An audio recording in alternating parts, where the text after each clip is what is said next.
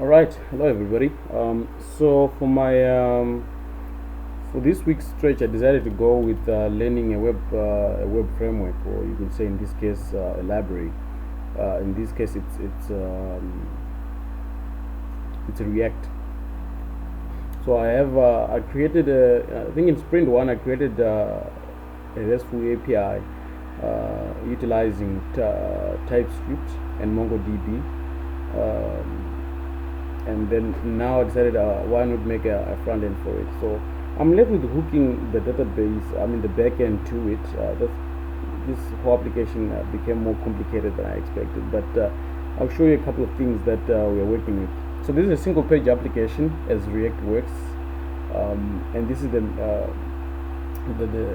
main application. So then from there onwards, we only have one HTML, and the rest of the UI is basically rendering on that one HTML. What then basically happens is that JavaScript is the one that is then responsible for rendering the UI, and the UI is built up by different components.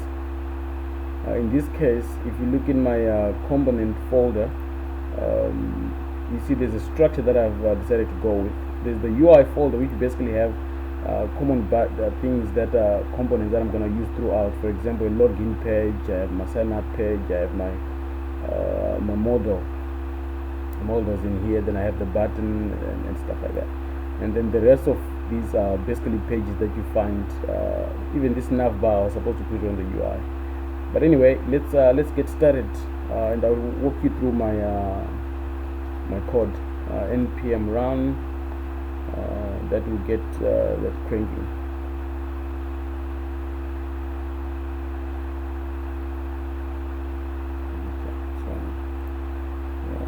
Refresh that. Let's see.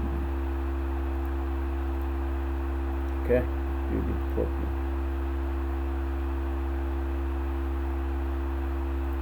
There you go. There we have it.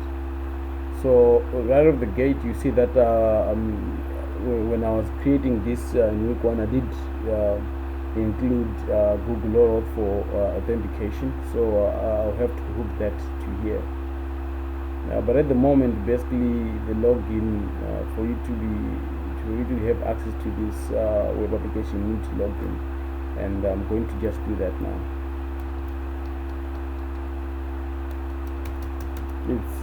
It's not necessarily hooked yet, but it allows it. I've just put this logic in place where it allows only this people to click this button after it's verified that this is a valid email, and that this password is more than 8 characters long. So let's log in, and this is how it looks like. Beautiful, don't you think? So here we have a greeting. Then we have this is where you can search for something that you have done, and then these are the different pages that I have. So because it's a single page application, technically you're not really going to a different, you're not really requesting another HTML from the server. But what's happening now is that when we make a request, it basically renders another page made up of different components. And this is the dashboard component. In here we have a page that renders the recently done tasks. Then we have the tasks for today. So if I click this, you see that they're changing color. So those are, though I'm still deriving most of my data from the same JSON, but basically once I've hooked this to a database, it should then be able to dynamically render these. Then the upcoming, then we have the later.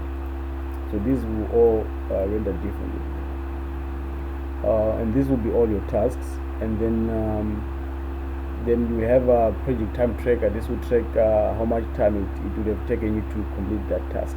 So that is, if you look at the way that I structured, let's say when you end, for example, when you add a task, let's click that, and it's very interactive as well. It allows you to add whatever that you want to add. So for example, this is let's say the title of this task that I want to do is let's say read about software testing.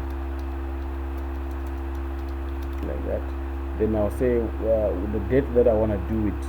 So let's say I want to do it tomorrow, and the time that I want to start. Then you have to put a time here. Let's say 10. Let's say 12:00. It's fine with me. A.M. And then I want to finish this. Let's say at 03:00 p.m. Just like that. Collaboration. Nah, I'll be doing it by myself. Have, let's say, go to the textbook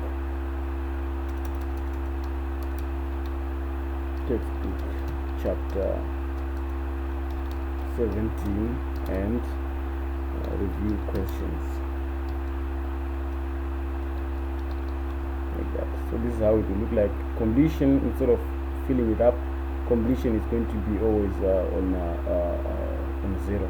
So the reason why I've decided to put that completion as a bar is that it allows me to take the completion and render it as a number, and you're gonna see why. So if I didn't save that, it then gets saved to the database, obviously.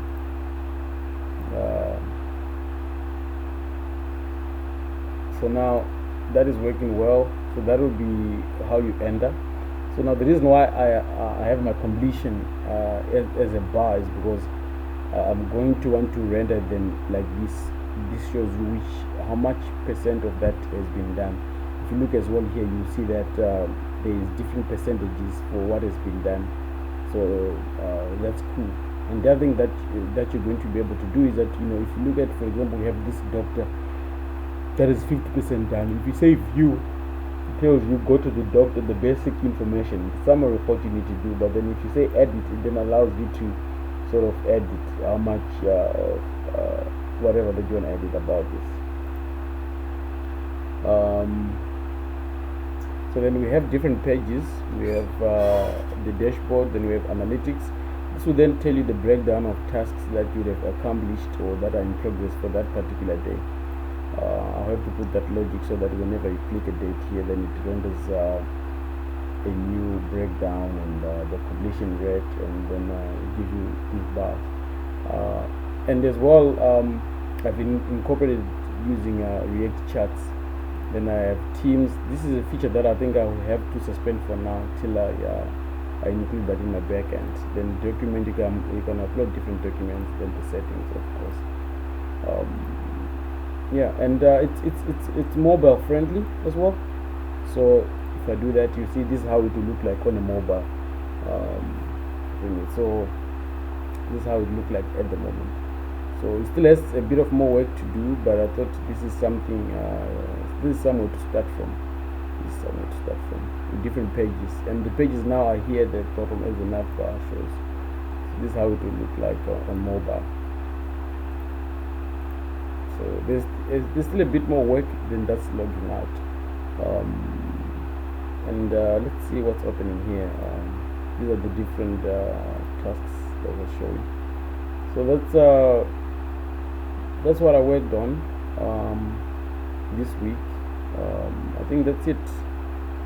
Let's just log back in so that you see this beauty with all the different pages in place. Cheers.